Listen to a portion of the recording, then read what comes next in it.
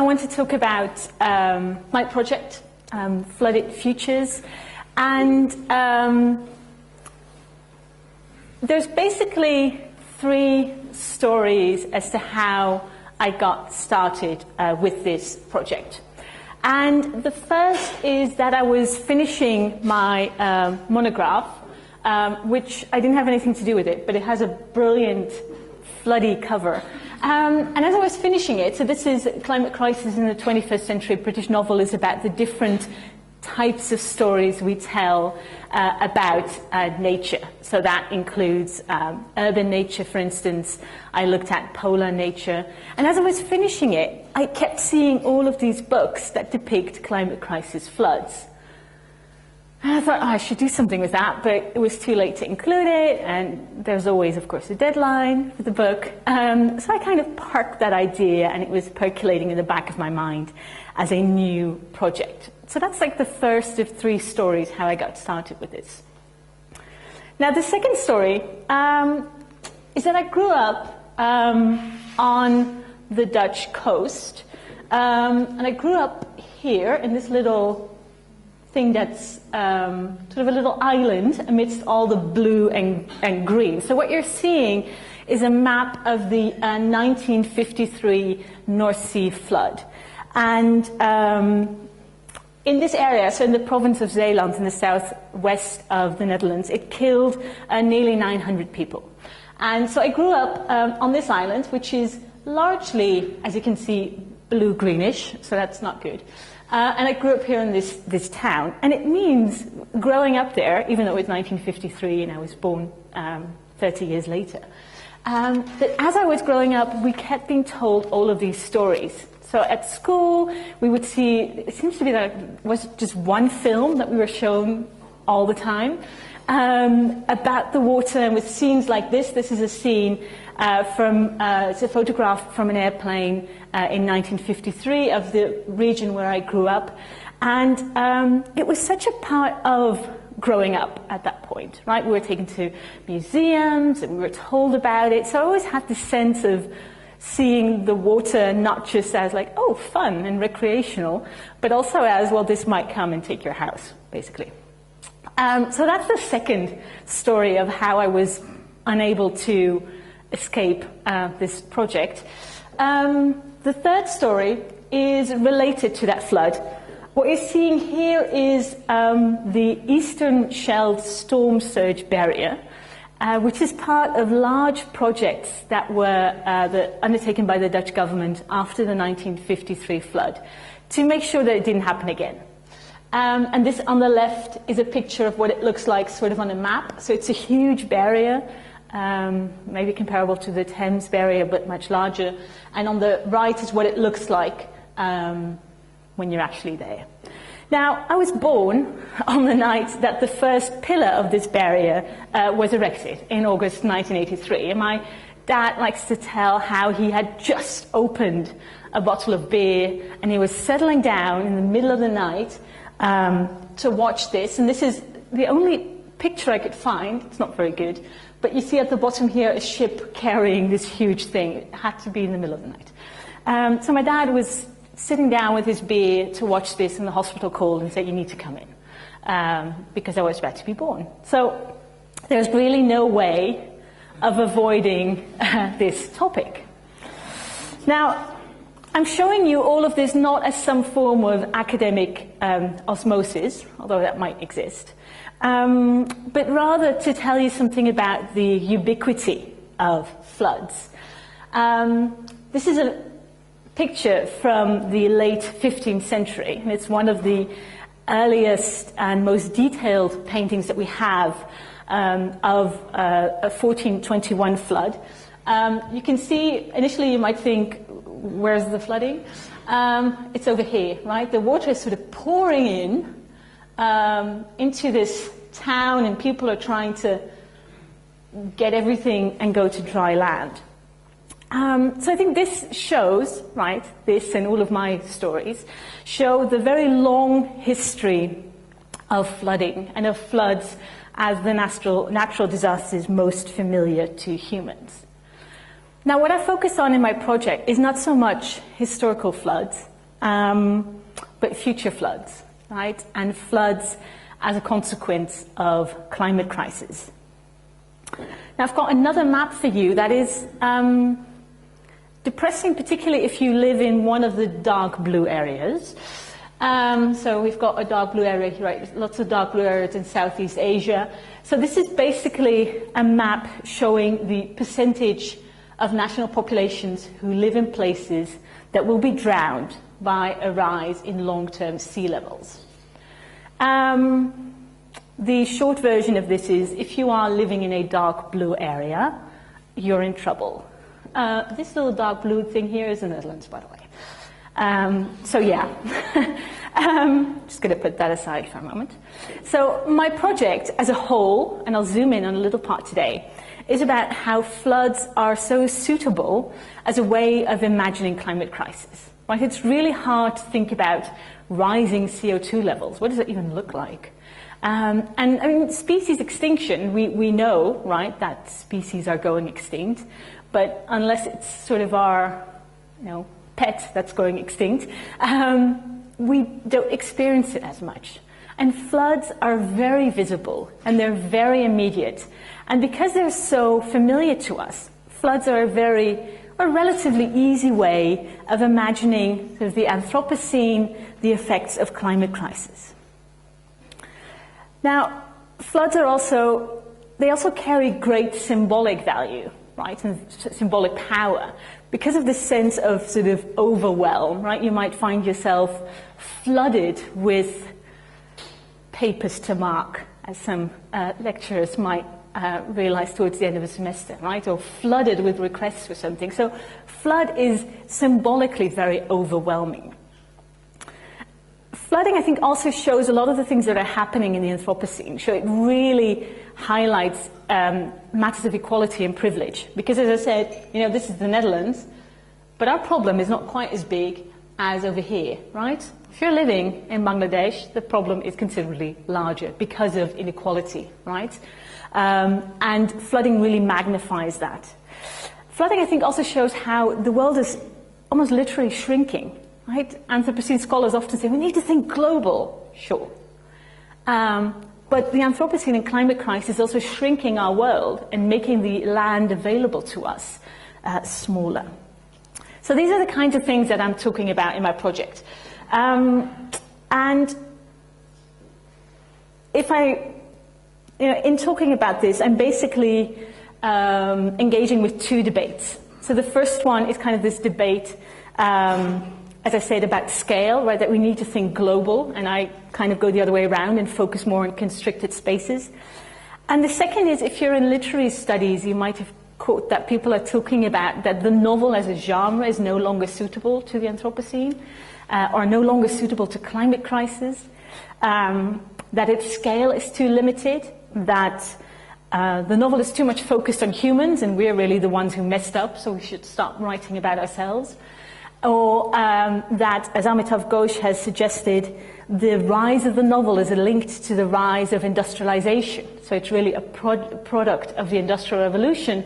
So we shouldn't think in terms of the novel, which I think is ironic, given how many novels Amitav Ghosh has written, but never mind. We all have our moments later in life where we realize things. I, on the other hand, I'm very much in favour of the novel, right? I mean, just the fact that novels are still written about climate crisis makes that argument, to an extent, moot, I think. So I'm very much focusing on novels as sort of test tubes or spaces in which we can figure out or imagine what it's like to live through climate crisis. Right, so I wanted to show you a couple of books that I'm exploring, just to give, because one of the first things people often ask me, so which books are you looking at? Just probably because we all love to read, but I'm showing you a couple of books. This is one of the books I look at by Megan Hunter, The End We Start From. She's a poet, and this is a beautiful book. This is her debut novel. I would absolutely recommend this. It's about London is being flooded, and then Civil War happens, but it's it's definitely literary fiction, right? This is not The Day After Tomorrow, right?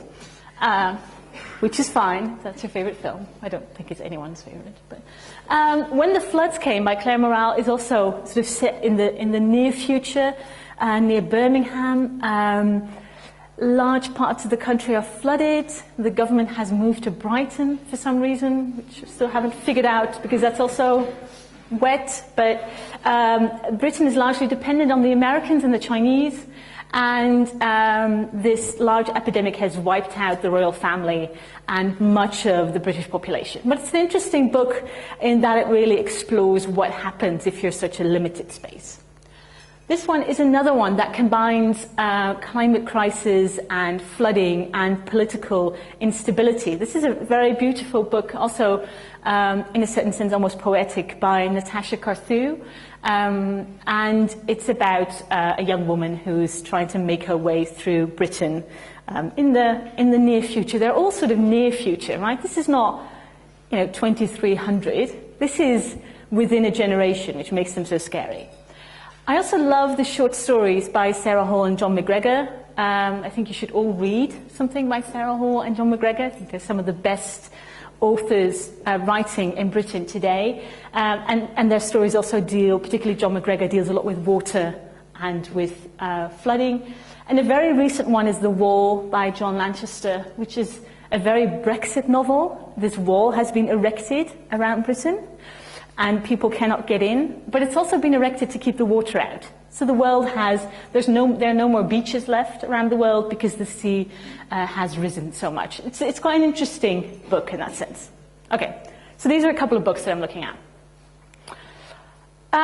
So what I've been fascinated by particularly is the visual quality, and now I'm going to show a picture from the day after tomorrow anyway, because I think this is a very good picture to show sort of what we think about when we think about flood, right? This is the Statue of Liberty emerging from the waves. And what I'm looking at, and what I've spent the past couple of weeks writing about, is how flood fictions, that's what I'm calling these novels, participate in the creation of a kind of visual climate crisis scenario, which really shapes our imaginations of climate crisis. Right? I'm sure there's many people, when you say climate crisis flood, they think, oh yeah, that one. And I do that. What I've been focusing on is this visual language, and I've been thinking about this visual language in relation to two things. The first is something that I've called composite images, and the second is future ruins. And I've got lots of examples from film, because I think it really shapes our views, and also because it makes it so much entertaining for you to look at than text. Right. So composite images is a phrase that I got from a book from the 1990s by Nancy Armstrong, and she wrote about fiction in the age of photography, about realist fiction, how that came into being in sort of the 18th and 19th century, parallel development of photography. And she says that people started to create composite photographs in their mind. So they would imagine a scene from a novel as if they had seen a photograph of it, even if they hadn't seen that photograph yet. I thought that was a very powerful dynamic.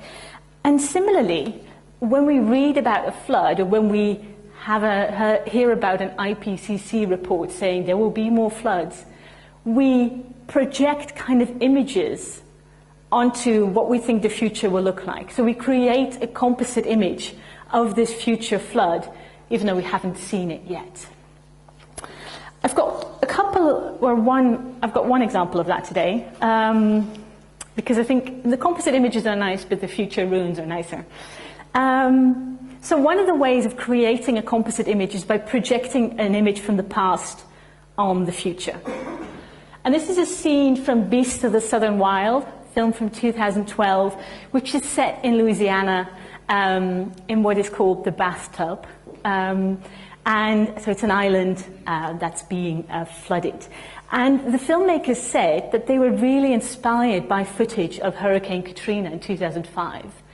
And anyone, I think, watching this film, because you've also got a couple of aerial shots, but I couldn't get a good picture of them, will immediately think back to Hurricane Katrina, right, into familiar images like that.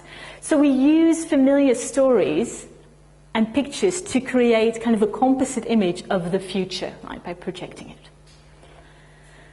Now, as I said, the second thing I look at is future ruins. And future ruins I've really gotten very excited about.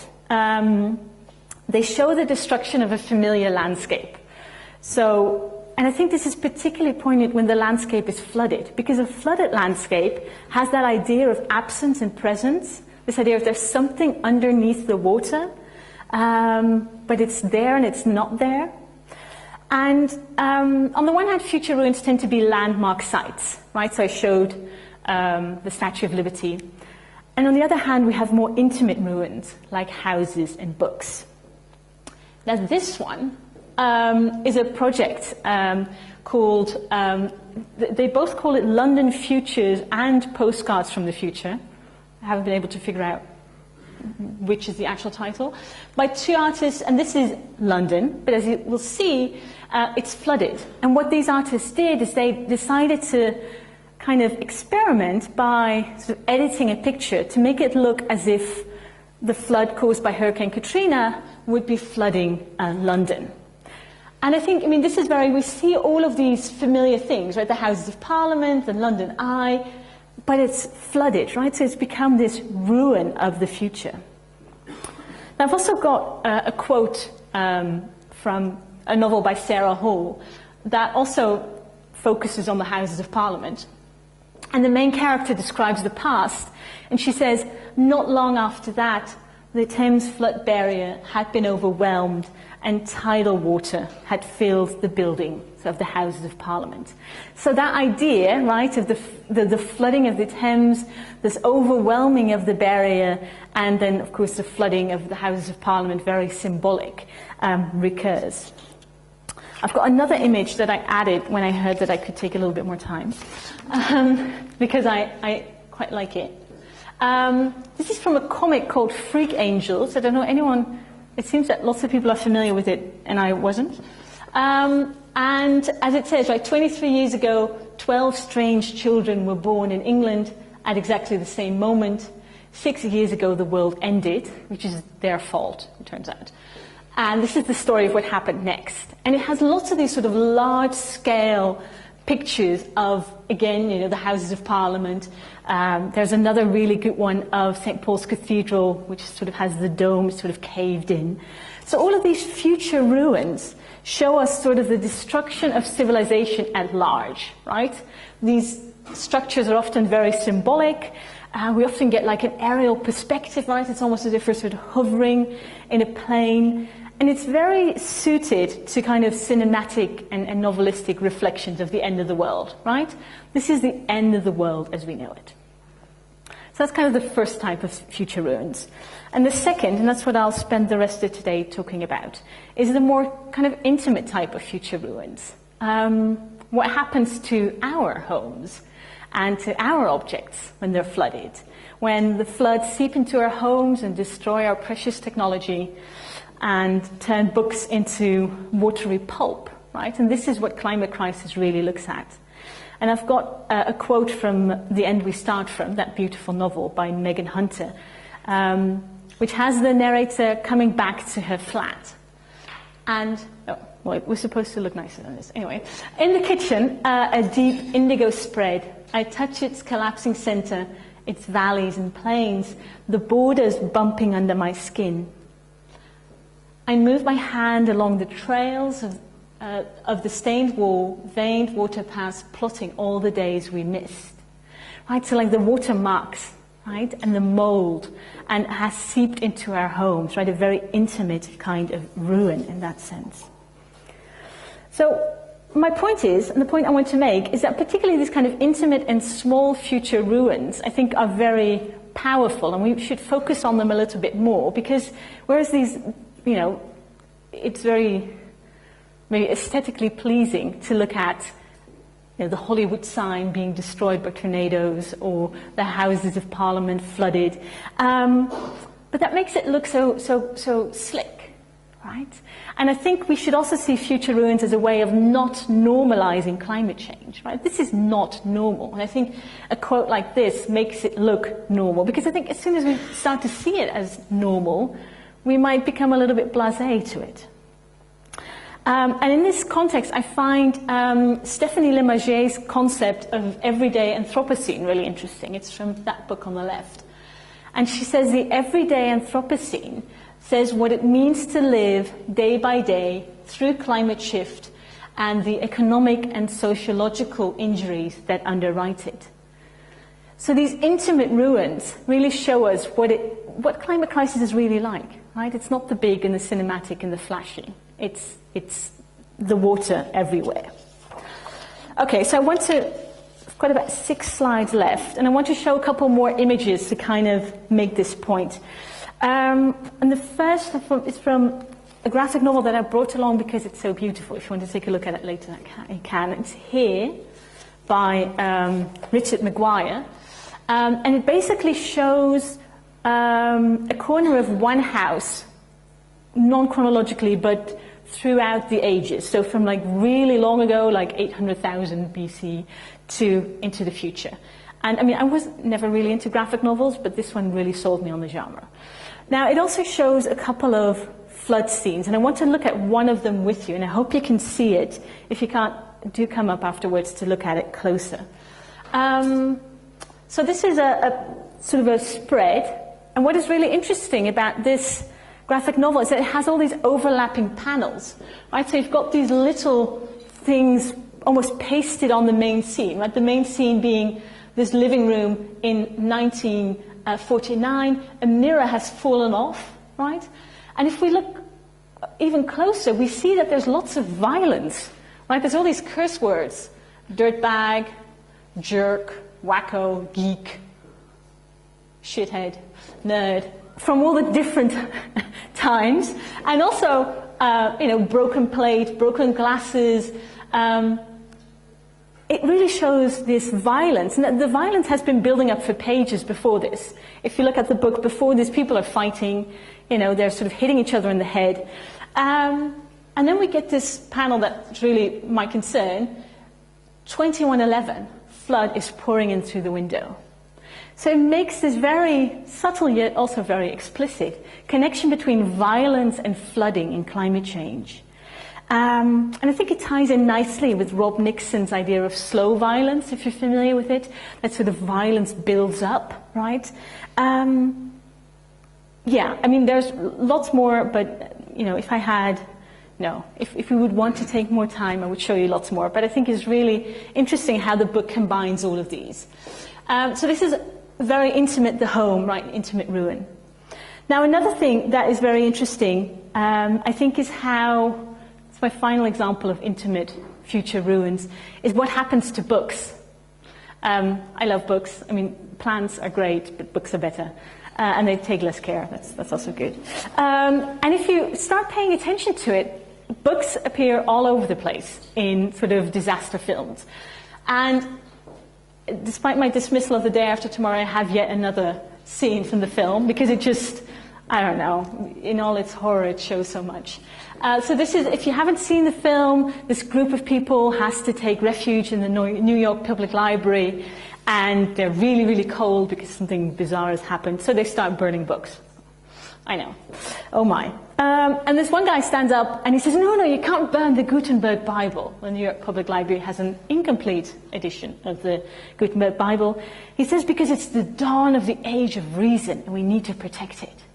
And that's that idea, right, in lots of disaster films and also in fiction. Books are somehow special, but they're also really fragile because of climate change. So I started to think about what do we actually keep. And if you look at literature, ironically, a lot of what we keep is Shakespeare. Shakespeare is sort of, our Western civilization can be boiled down to one thing, Shakespeare. And so I've got a quote from a short story by Sarah Hall, in which, in this sort of very windy post-apocalyptic wasteland, a young man is looking for a book. And he enters this house, where there's also a dead body, but he ignores it, moves to the books, and this is what he finds. And there was a collection of Shakespeare's mottled green mold blooming along them, but readable.